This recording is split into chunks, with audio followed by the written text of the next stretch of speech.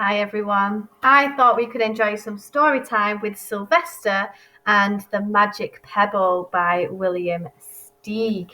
So we have read this story in class before, but I want you to know it really, really well before we do our next part of our learning next week. So I'm going to tell you the story again.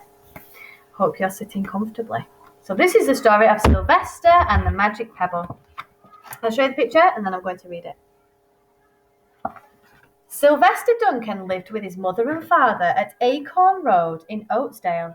One of his hobbies was collecting pebbles of unusual shape and colour. On a rainy Saturday during the holidays, he found a quite extraordinary one. It was flaming red, shiny and perfectly round, like a marble.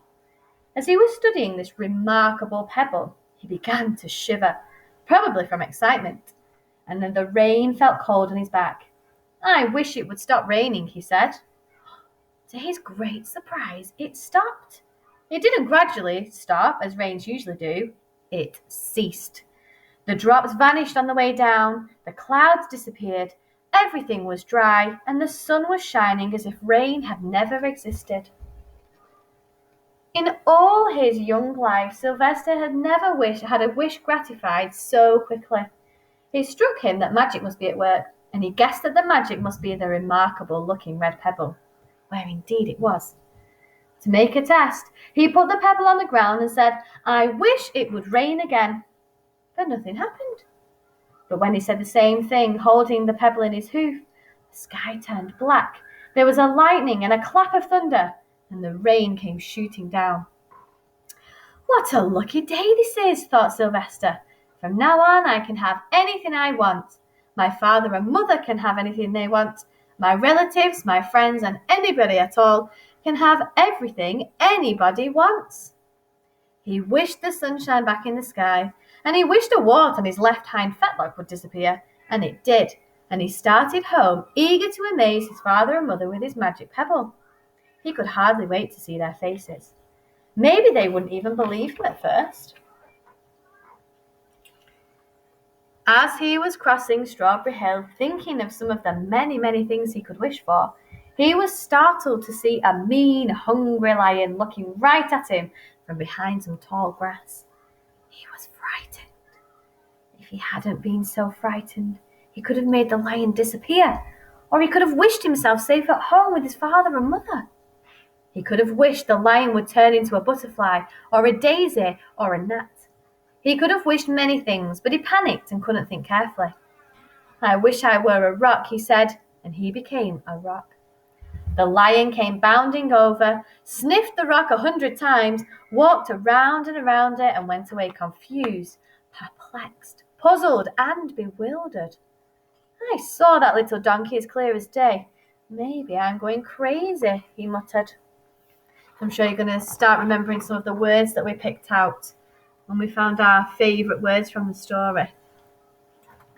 And there was Sylvester, a rock on Strawberry Hill, with the magic pebble lying right beside him on the ground, and he was unable to pick it up. "Oh, how I wish I were myself again," he thought. But nothing happened.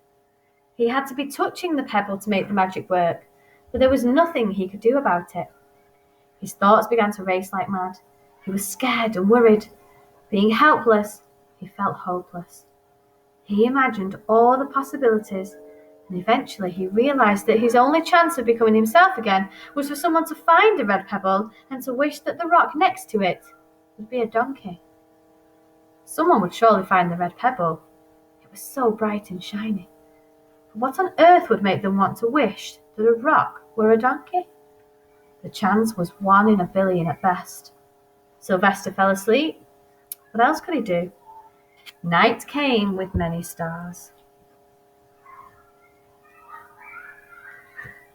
Meanwhile, back at home, Mr. and Mrs. Duncan paced the floor, frantic with worry. Sylvester could never come home later than dinner time. Where could he be? They stayed up all night wondering what had happened, expecting that Sylvester would surely turn up by morning. But he didn't, of course. Mrs. Duncan cried a lot, and Mr. Duncan did his best to soothe her. Both longed to have their dear son with them.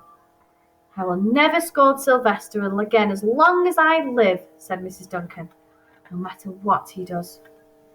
At dawn, they went about inquiring all of the neighbours. They talked to all of the children, the puppies, the kittens, the colts, the piglets. No one had even seen Sylvester since the day before yesterday. They went to the police. The police could not find their child. All the dogs in Oatsdale went searching for him.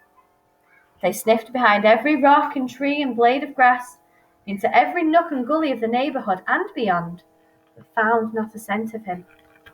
They sniffed the rock on Strawberry Hill, but it smelt like a rock. It didn't smell like Sylvester. After a month of searching the same places over and over again, and inquiring of the same animals over and over again, Mr. and Mrs. Duncan no longer knew what to do. They concluded that something dreadful must have happened, and that they would probably never see their son again, though all the time he was less than a mile away. They tried their best to be happy, to go about their usual ways, but their usual ways included Sylvester, and they were always reminded of him. They were miserable.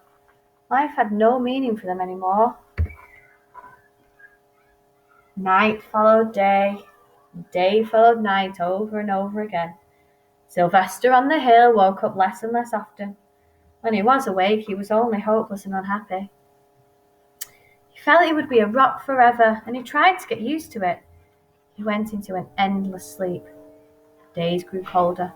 Autumn came with the leaves changing colour. Then the leaves fell and the grass bent to the ground. Then it was winter. The winds blew this way and that. It snowed. Mostly the animals stayed indoors, living on the food they had stored up. One day a wolf sat on a rock that was Sylvester and howled because he was hungry. Then the snows melted. The earth warmed up in the spring sun and things budded. Leaves were on the trees again and flowers showed their young faces. One day in May, Mr. Duncan insisted that his wife go with him on the picnic. Let's cheer up, he said. Let us try to live again and be happy, even though Sylvester, our angel, is no longer with us. They went to Strawberry Hill. Mrs. Duncan sat down on the rock. The warmth of his own mother sitting on him woke Sylvester up from his deep winter sleep. How he wanted to shout, Mother, Father, it's me, Sylvester, I'm right here. But he couldn't talk. He had no voice. He was stone dumb. Mr. Duncan aimlessly walked about whilst Mrs. Duncan set out the picnic food on the rock. Sandwiches, pickled oats, salad, compote. Suddenly Mr. Duncan saw the red pebble. What a fantastic pebble, he exclaimed. Sylvester would have loved it for his collection, and he put the pebble on the rock. They sat down to eat. Sylvester was now as wide awake as a donkey that was a rock could possibly be. Mrs. Duncan felt some mysterious excitement.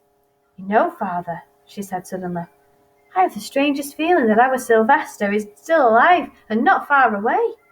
I am, Sylvester wanted to shout, but he couldn't. If only he had realised that the pebble resting on his back was the magic pebble.